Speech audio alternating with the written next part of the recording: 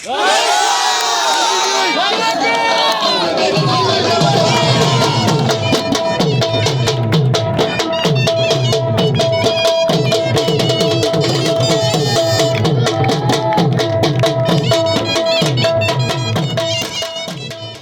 د کراچۍ لانډي سیمه ده چې پکې د ښار د ګوټ نه پښتانه راغونډ شوي او تابع کړی شوي د مخې د ټورنمنټ فاینل سیالونه خوندونه ترلاسه کوي. د مخې په دې ټورنمنټ کې څه د پاسه 40 ډلو برخه اخیستې وه چې پکې په هره ډله کې 12 لوبغاړي موجود وو. لوبغاړو له اړخه شوي د مخې په هر ګزار به پښتنو د ټنګ ټکور سره خوشحالۍ نمانځلې او یو نیم به پکې د ډېرې خوشحالۍ نه په ګډه هم شو. لیندي او غشي په خلکو داسې اثر پرې باسلی وو چې ماحول یې څه منتري کړی وو. د مخې د دې ټورنمنټ په اړه راغلو میلمنو او د ټورنمنټ چارواکو څه داسې دریځ خپل کړی.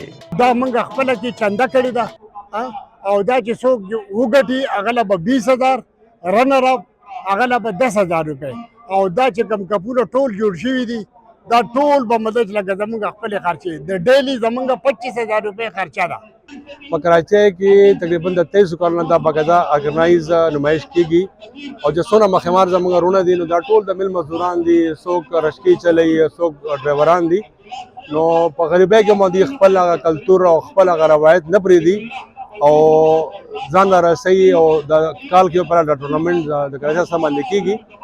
لکه کله هم چې د پښتون روزګار شي بیا څه کار نه لکه صادرینه پراتی څه کار کسب دي نو دی بیا د ځان د مشغولات لپاره لکه دا لوبه بیا کوي او په دې باندې چې دغه یو انټرټینمنټ هم دی، زموږ روایت هم دی، زموږ کلتور هم دی. نو زه په دې حواله باندې د پابړۍ دلته په کراچۍ کې نشته د پابړۍ د خلکو لکه دا یو ډېر په فخر سره ویلی شم چې هغه خپل د کلي هغه روایات هغه کلتور هغې ژوندی ساتلی دی او دې مشیني ښار کې هم هغوی چې دی نو لکه وخت وباسي او په میاشتو باندې ټورنمنټونه چلی او هغه خپل روایتي لوبه او هغه خپل ثقافت ژوندی ساتلی دی. بردا واحد گیم دی تقریبا خاص طور پښتنو سره تړلی شوی گیم دی او دې کې د وړو د ځوانانو او د مشرانو یو ځای کنټریبیوشن دی. دا د ټولو نه غټ پازیټیو پوینټ دی او دې سره ډېر زیات هغه تقریبا چې دلته څوک هم راشي چې د دې گیم پته نشته نه هغوی زموږ سټریس ریلیز شو. لانډي سیمه کې راغونډ شوي پښتنو د دې ټورنمنټ نه سمه میله جوړه کړې وه چې پکې لوبې سره سره د خوراکونو نه هم خوندونه ترلاسه کړي. نعمت زاده، خیبر نیوز، کراچۍ.